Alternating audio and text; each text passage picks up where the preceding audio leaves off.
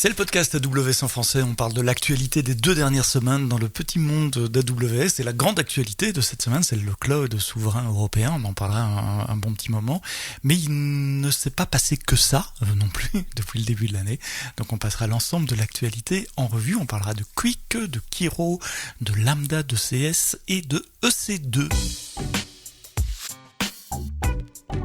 Le podcast AWS en français. Sébastien Stormac. Bonjour, bienvenue dans ce nouvel épisode du podcast AWS en français, le premier enregistré en 2026. Il y a déjà eu d'autres épisodes en 2026, mais ils étaient enregistrés fin de l'année passée pour que je puisse passer des congés au calme, tout en vous proposant un épisode tous les vendredis matins dans toutes les bonnes applications de podcast. Et on ne va pas changer cette bonne habitude en 2026. Vous continuerez à nous retrouver tous les vendredis matins avec des épisodes techniques, avec des interviews de clients, de partenaires, et une semaine sur 2, les nouveautés du cloud AWS. Et puis, 2 fois par mois, le mercredi, des épisodes qui parlent de diversité, d'équité et d'inclusion. Women in Tech. Mais nous sommes vendredi, nous sommes le 16 janvier, épisode enregistré comme d'habitude la veille au soir, le jeudi 15 janvier au soir. Alors les nouveautés que j'ai repérées pour vous, qui intéressent vous, qui nous écoutez, des profils de développeurs, de développeuses, de builders, de buildeuses, c'est évidemment le cloud souverain européen qui a été lancé jeudi 15 au matin.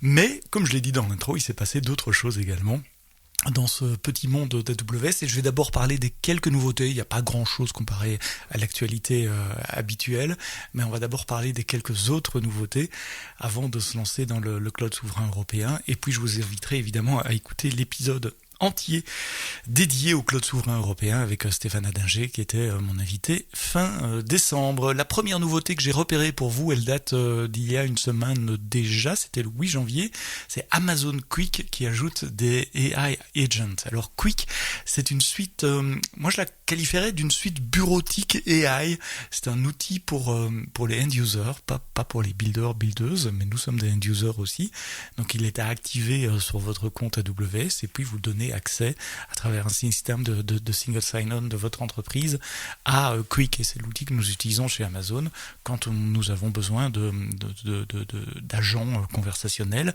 Alors on peut faire des tas de choses avec Qwik, on peut avoir des agents, on peut créer ses propres agents, son propre agent il a un prompt système particulier pour une tâche particulière, il peut avoir connexion à des data sources ou des outils particuliers, donc travailler dans un contexte particulier.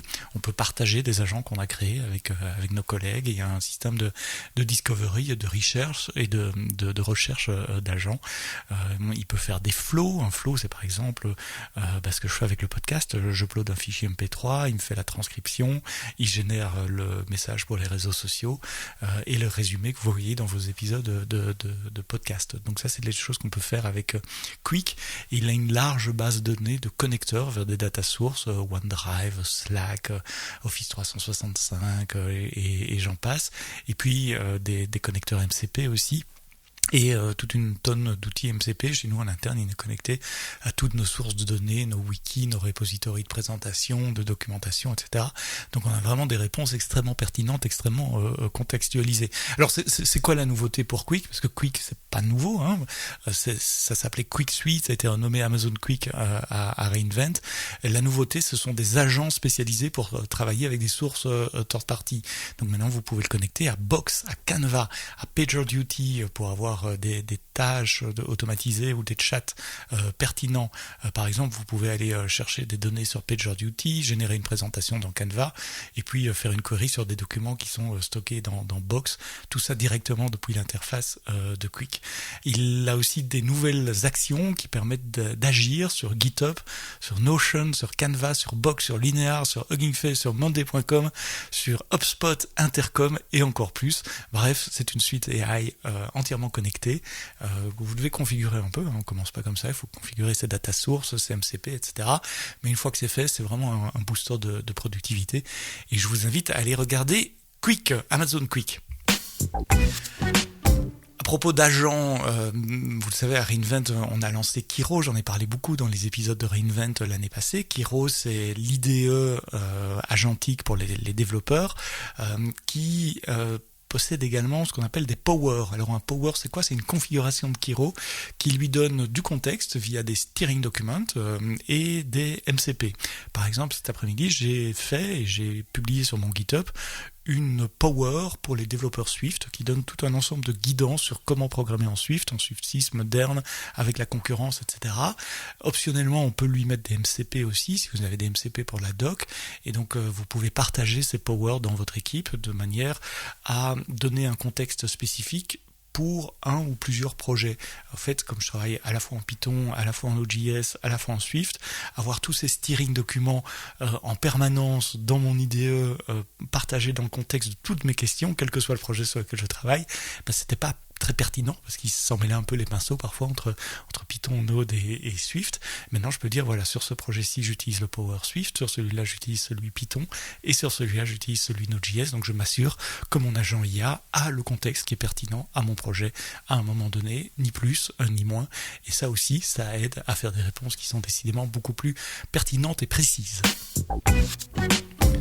Petite nouveauté sur Lambda, Lambda qui supporte .NET 10. .NET 10 c'est la nouvelle version de .NET avec du Long Term Support, LTR comme on dit, avec des security et bug fix jusqu'en novembre 2028. Donc c'est disponible à la fois sur Lambda Managed Instance qu'on a lancé à reInvent et sur les Lambda traditionnels. Power Tools pour AWS Lambda.NET a aussi été mise à jour.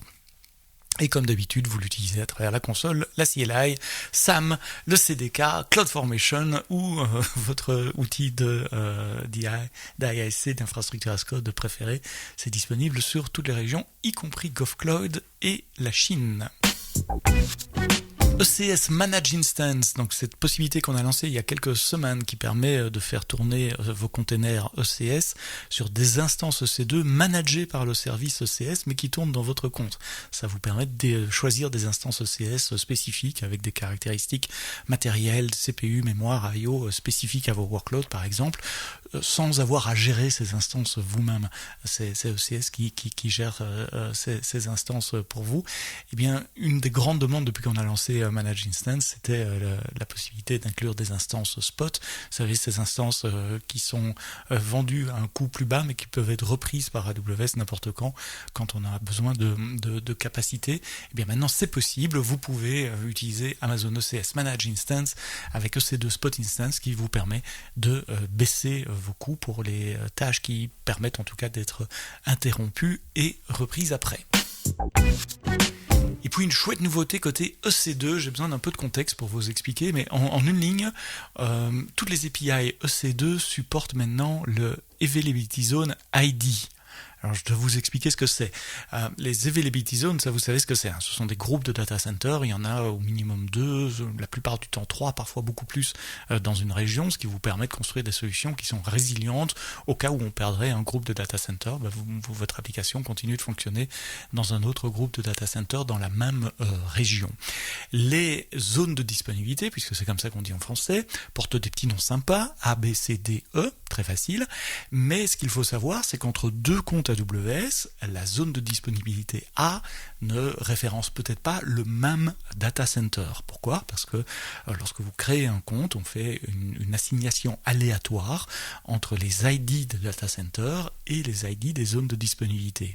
Pourquoi ? À cause de la paresse humaine, parce que quand vous lancez une instance EC2 dans la console, la plupart du temps, vous ne changez pas le champ Availability Zone, et donc toutes les instances sont lancées dans Availability Zone A, et on ne voulait pas que un data center soit saturé alors que les autres ne fassent rien. Donc la Availability Zone A pour moi, c'est pas la même que pour vous ou que pour votre collègue à côté qui utilise un compte AWS différent. Jusque-là, tout marche bien, sauf quand vous voulez vous assurer entre plusieurs comptes que deux instances sont localisées dans le même data center pour des raisons de latence par exemple. Alors c'était relativement facile sur un compte AWS, parce que sur un compte, la zone d'availability A, c'est toujours le même data center, mais à travers plusieurs comptes, il fallait connaître le mapping. C'est quoi ? C'est quel data center A pour moi ? C'est quel data center A pour toi ? Et ça, vous pouviez le faire. Alors au début, c'était uniquement via le support. Depuis quelques années, c'est disponible dans la console. Donc vous avez d'un côté le nom de la zone de disponibilité, EU West 3A par exemple pour Paris, et puis vous avez l'ID du data center qui lui est un ID numérique 1, 2, 3, et donc vous pouviez faire correspondre l'ID du data center à la zone de disponibilité entre vos comptes AWS. Ouf, c'est une longue explication. Maintenant, vous avez compris l'avantage. Au lieu de nommer des zones de disponibilité quand vous appelez des API EC2, par exemple pour démarrer une instance, vous pouvez maintenant, désormais, mettre le Data Center ID, donc le Availability Zone ID, l'identifiant du Data Center. Ça veut dire que si vous avez un script que vous tournez sur plusieurs comptes, avant, vous ne pouviez pas le faire si vous aviez besoin que les actions se passent sur le même Data Center, la même zone ID derrière le nom de l'Availability Zone. Il fallait que vous fassiez le mapping vous-même et que vous fassiez ce mapping au runtime entre les différentes zones ID. Maintenant, c'est l'API qui s'en charge pour vous. Vous pouvez référencer les Availability Zone ID dans vos API, et donc qui dit API dit aussi CDK, dit aussi SAM, Terraform, je sais pas, c'est eux qui doivent le mettre à jour, mais enfin ils vont certainement pas tarder à le faire, et CloudFormation. Voilà, beaucoup de contexte pour comprendre cette subtilité et pour comprendre pourquoi c'est une amélioration pour vous qui travaillez sur plusieurs comptes AWS. Et puis la grande nouvelle de la semaine, c'est l'ouverture du cloud souverain européen. Donc c'est une nouvelle infrastructure, une nouvelle partition pour parler en termes techniques, complètement séparée du reste du cloud AWS. Donc nouvelle société allemande, 3 sociétés. Alors je n'ai plus les détails en tête, mais il y en a une qui gère les data centers, une qui gère la commercialisation des services. Je crois qu'il y en a une autre qui fait du support, avec des employés européens qui résident en Europe, y compris pour le support.